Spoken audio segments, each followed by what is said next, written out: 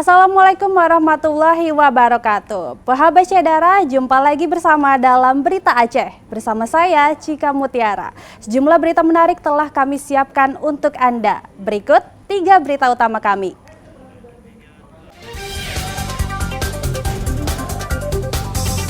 Rekrutmen pegawai pemerintah dengan perjanjian kerja P3K di jajaran Pemkab Aceh Utara masih gaduh.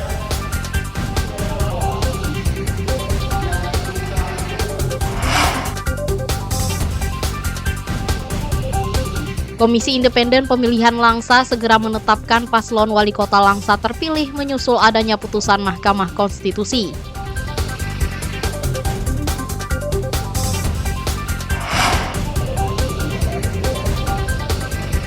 Serunya menyaksikan kemunculan lumba-lumba di Pulau Weh, Sabang.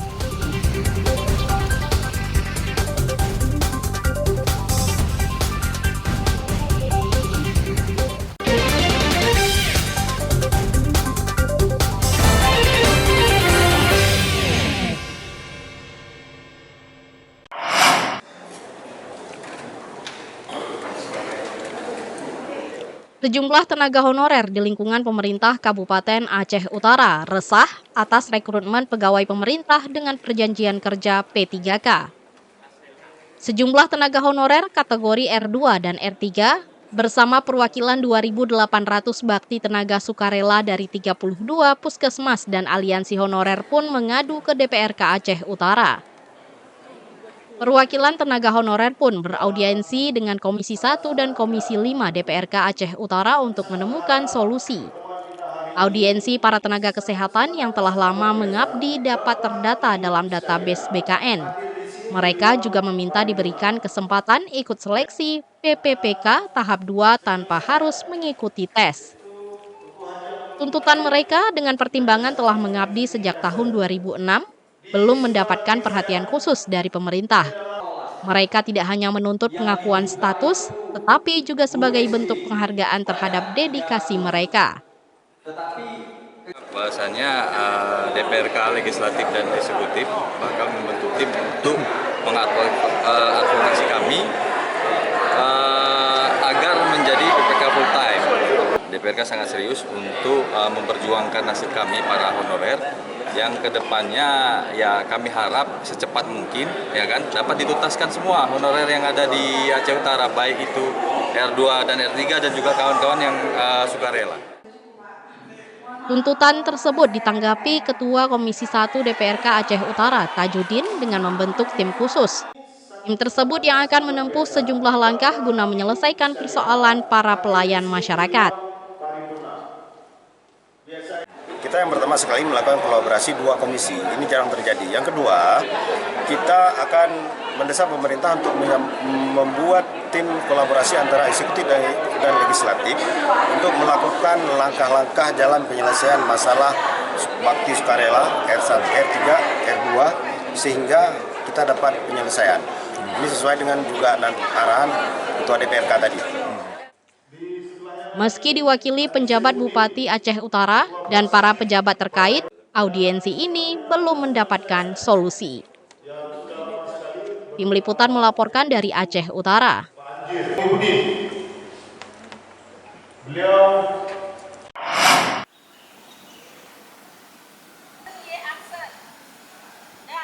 Sejumlah siswa sekolah menengah atas, SMA, dan sekolah menengah kejuruan (SMK) di Aceh terancam tidak bisa mengikuti pendaftaran seleksi nasional berdasarkan prestasi SNBP 2025.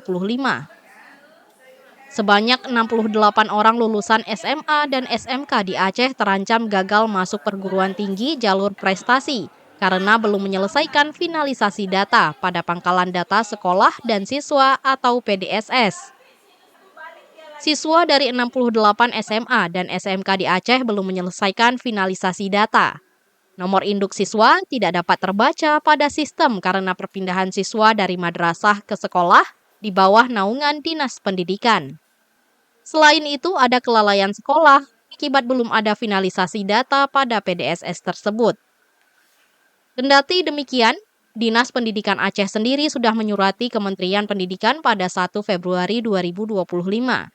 Surat tersebut meminta perpanjangan waktu untuk penyelesaian pengisian data pada sistem PDSS. Jadi memang tidak bisa dikatakan semuanya salah sekolah. Bisa jadi juga karena lamban sistem ya untuk merespon, dan mungkin juga ada juga yang kecenderungan kita untuk menunggu di akhir-akhir ya, kemudian akhirnya sistem. Tapi saya kira ke depan kita sudah komitmen dari awal yang kasus-kasus NISN ganda itu bisa langsung diidentifikasi, dan itu akan kita kumpulkan, kita surati lagi dari awal ya. Namun SMA Negeri 2 Banda Aceh merupakan salah satu sekolah yang cepat menyelesaikan pengisian data siswa pada sistem PDSS tersebut. Sebanyak 40% siswa kelas 12 yang berprestasi di sekolah tersebut sudah terdata dalam sistem PDSS. Kemudian saya bertugas mengingatkan ke bahagian kurikulum yang selama ini menginput nilai ke PDSS. Kami bekerja sama dengan BK untuk memastikan, dan BK dari awal semenjak siswa memasuki tahun ajaran baru di kelas 12 itu sudah mulai memanggil siswa kelas 12 untuk melakukan bakat minat dan kunci karir kayak gitu. Ini bukan pekerjaan baru, tetapi pekerjaan yang sudah memang kami cicil dari jauh-jauh hari. Pihak sekolah telah melakukan berbagai upaya termasuk sosialisasi karena memang menjadi kewajiban. Seleksi nasional ini merupakan mimpi siswa untuk melanjutkan pendidikan ke perguruan tinggi. Jika terbukti ada kesengajaan atau kelalaian dalam pengisian data, Dinas Pendidikan Aceh akan memberikan sanksi tegas terhadap sekolah tersebut. Mufti Tamrin melaporkan dari Banda Aceh.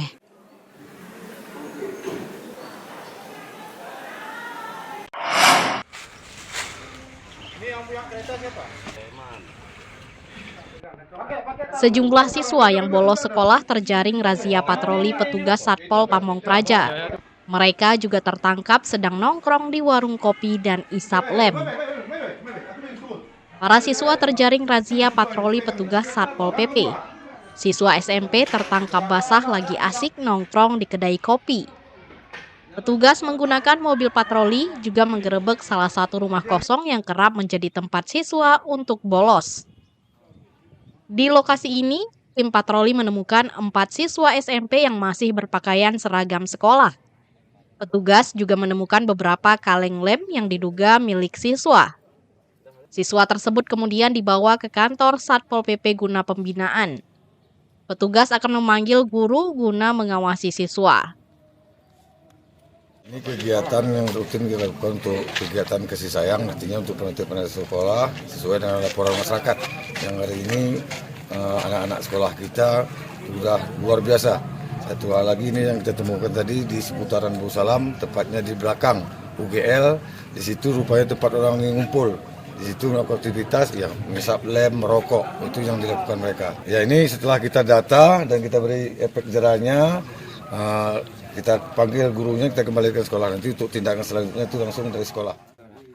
Petugas akan terus menggelar patroli untuk mencegah siswa bolos pada jam sekolah. Maimunzir melaporkan dari Aceh Tenggara.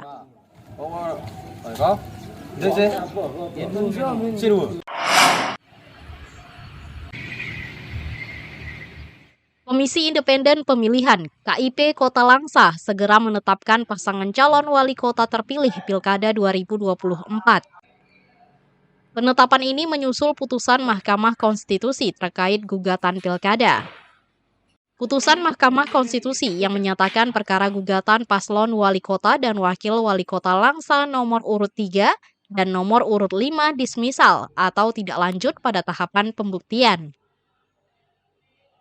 Pada Selasa 4 Februari 2025, MK memutuskan untuk menolak gugatan yang diajukan oleh pasangan calon nomor urut 3 dan 5 terhadap pasangan calon nomor urut 2, Jeffrey Santana dan Haikal.